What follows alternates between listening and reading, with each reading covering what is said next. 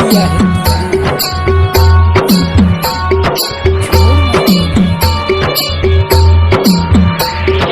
DJ Amit Tiwari अपहर।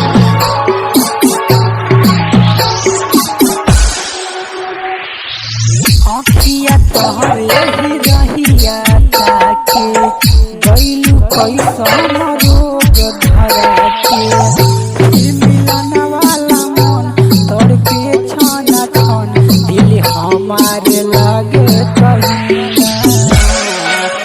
ओ साथी रे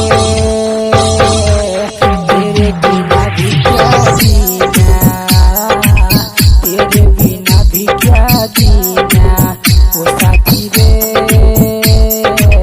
तेरे बिना भी क्या जीना, तेरे बिना भी क्या जीना।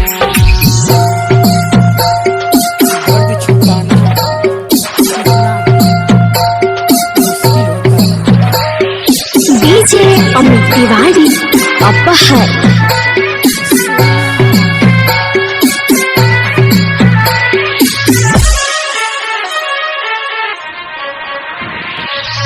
जिंदगी लागे जन्नत जैसन रहेलू जब पास हो, पतिये से भर जाला अखिया लागेलू मिठास हो।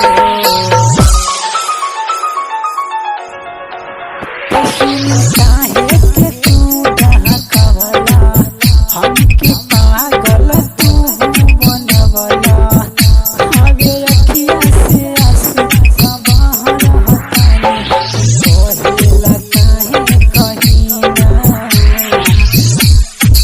ओ साथी रे तेरे बिना भी